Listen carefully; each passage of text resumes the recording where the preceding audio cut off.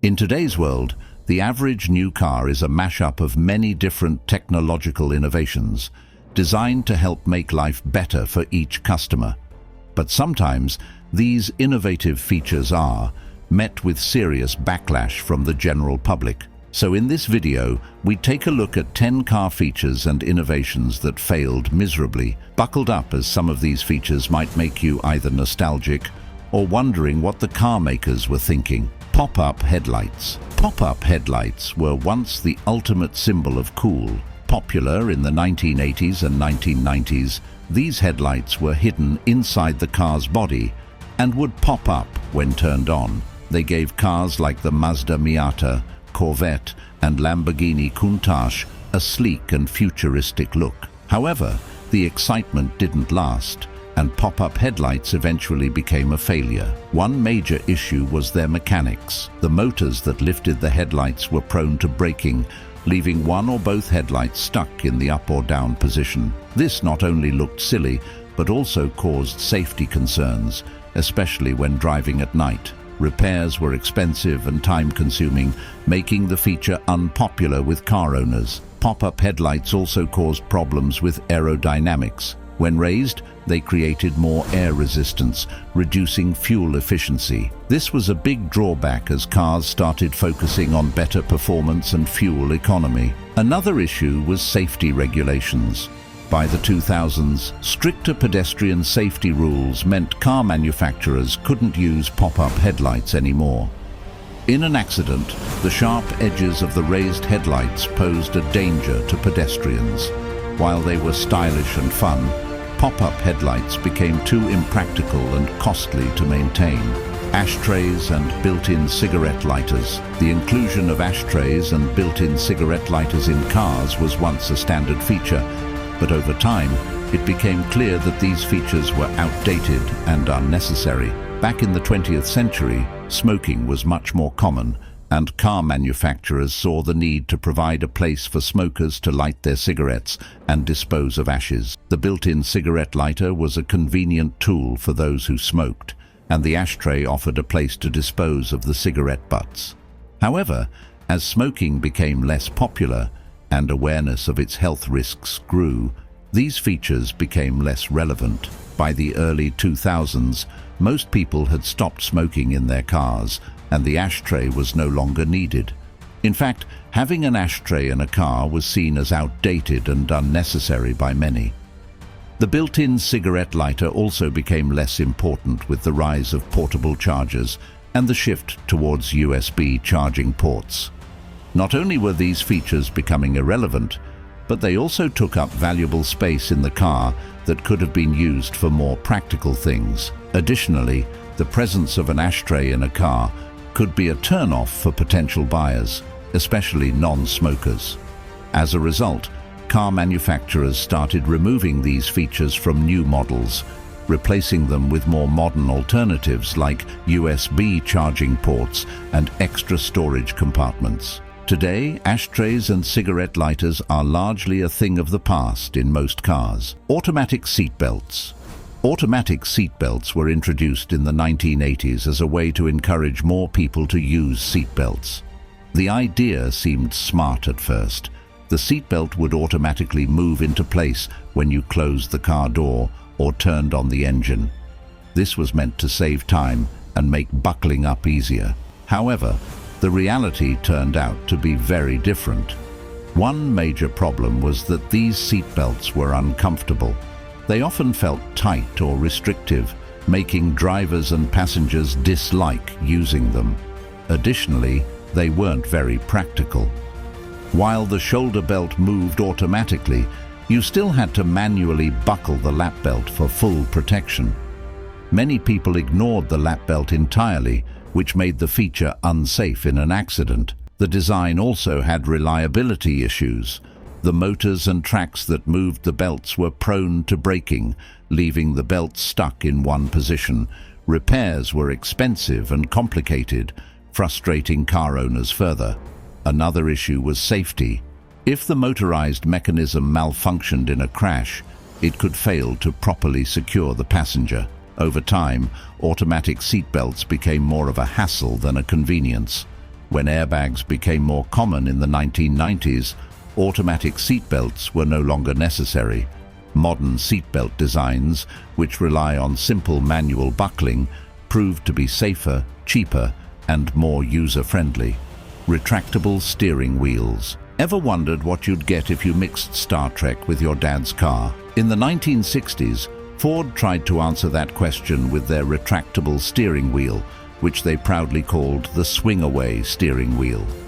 The idea seemed pretty smart at first.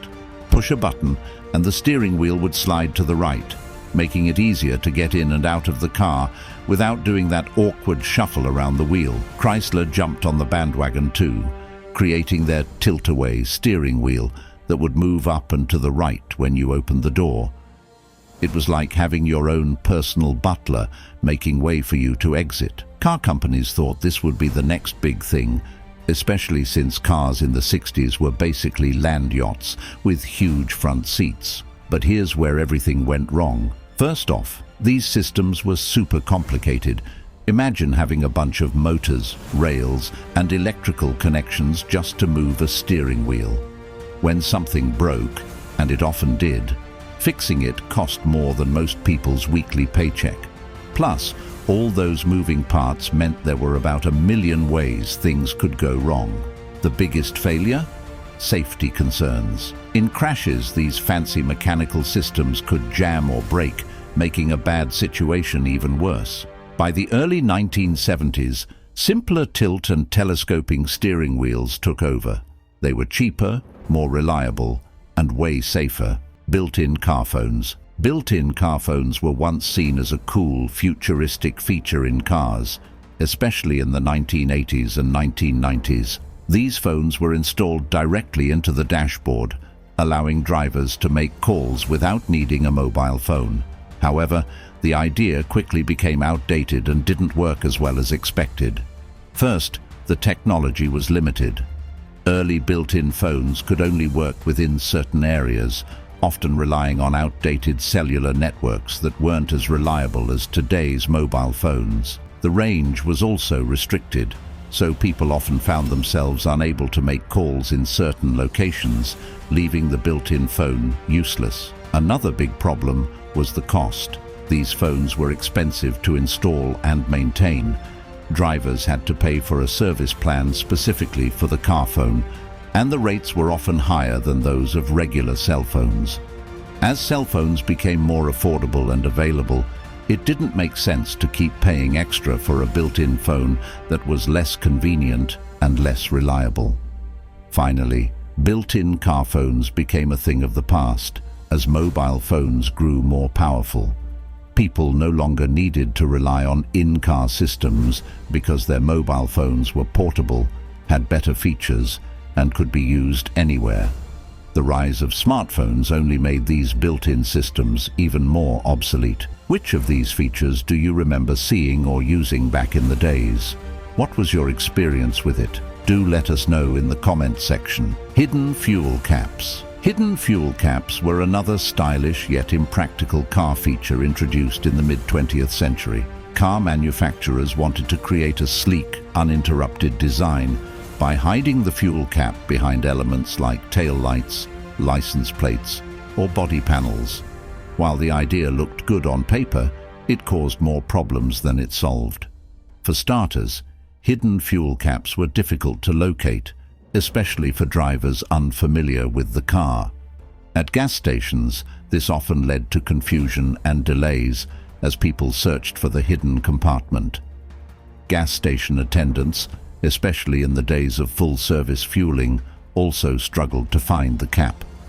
This wasted time and created frustration. Additionally, these fuel caps were not as durable as traditional ones. The mechanisms used to reveal the hidden caps, such as spring-loaded panels or rotating taillights, were prone to wear and tear. Over time, they often broke or jammed, leaving drivers unable to access the fuel tank. Repairs were expensive and sometimes required replacing parts that had nothing to do with the fuel system. Lastly, hidden fuel caps didn't offer any real functional benefit. They were purely aesthetic and added complexity to what should have been a simple task. refueling a car. Eventually, practicality won out, and hidden fuel caps were phased out in favor of more accessible designs. While they may have looked cool, they were simply not worth the hassle, earning their place as one of the most impractical car features in automotive history. In-car record players. In-car record players were another unique feature in cars during the 1950s and 1960s, allowing drivers to play vinyl records while on the road. At the time, they seemed like a fun way to enjoy music, but they ended up failing for several reasons. First, records are very delicate. When you drive, the car moves and shakes, which makes vinyl records skip, scratch, or even break.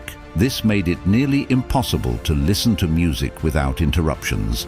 Even a small bump in the road could cause the player to skip to the next track or ruin the sound quality. Tailgate-mounted seats. Remember those fold-out seats that came attached to the back of some SUVs and station wagons? They seemed like a brilliant idea at first. Just flip them down from the tailgate and boom, you've got instant seating for watching your kid's soccer game or hanging out at a tailgate party. Companies like Mercedes-Benz and Honda tried to make this feature cool in the early 2000s, but it turned out to be more trouble than it was worth. First off, these seats were about as comfortable as sitting on a metal park bench during winter. They had minimal padding and zero back support, making them pretty much useless for anything longer than a quick snack break. Plus, you were basically sitting in the parking lot or on the street, breathing in exhaust fumes from nearby cars. Safety was another huge problem. Most of these seats had no seat belts, and they were totally exposed to traffic. Imagine chilling on your tailgate seats when some distracted driver comes a bit too close. Not exactly relaxing. The seats also added extra weight to the tailgate, making it harder to open and close, and sometimes causing the hydraulic lifts to wear out faster. But the biggest failure? These seats took up valuable cargo space when folded away. People quickly realized they'd rather just bring their own folding chairs, which were more comfortable, safer, and didn't permanently eat up space in their vehicle. By the mid-2000s teens, most car manufacturers had dropped this feature faster than a hot potato. Car-mounted fax machines. Car-mounted fax machines were introduced in the 1980s and 1990s, aiming to make cars more high-tech and convenient for business people. The idea was that drivers could send and receive important documents while on the go. At the time, it seemed futuristic, but in reality, it was a total failure. First, these fax machines were expensive. Only luxury cars came with them, and even then, they were often considered unnecessary. Finally, as cell phones and email became more popular, fax machines quickly became outdated. People realized there were faster, easier, and safer ways to share documents. By the early 2000s, car-mounted fax machines had disappeared, remembered only as one of the most pointless car features ever invented. Convertible hardtops. Convertible hardtops were introduced as a way to combine the fun of a convertible with the comfort and security of a regular car roof. Unlike soft tops, these roofs were made of solid materials and could fold or retract into the trunk with the push of a button. While the idea sounded great, the reality was far from perfect. One major problem with convertible hardtops was their complexity. The folding mechanisms involved multiple moving parts, motors, and hinges, which often broke down. Repairs were expensive, and many owners found themselves dealing with roofs that wouldn't open or close properly. This made the feature more of a headache than a luxury. Another issue was the space they required. When retracted, the hardtop would take up most, if not all, of the trunk space. This left little room for luggage or other cargo, which made these cars impractical for road trips or daily use. Convertible hardtops were also heavy. The extra weight reduced fuel efficiency and made the cars less agile. This was especially frustrating for drivers who wanted the sporty feel of a convertible, but found their cars slower and less responsive. Finally, the cost was a big drawback. Convertible hardtops were significantly more expensive than soft tops, both to buy and maintain. As a result, many buyers avoided them, and manufacturers eventually stopped offering them in most models. That's all on our list of the 10 car features that failed miserably. If you enjoyed the video, don't forget to like and subscribe to the channel to get more interesting contents like this. Thank you for watching and see you next time.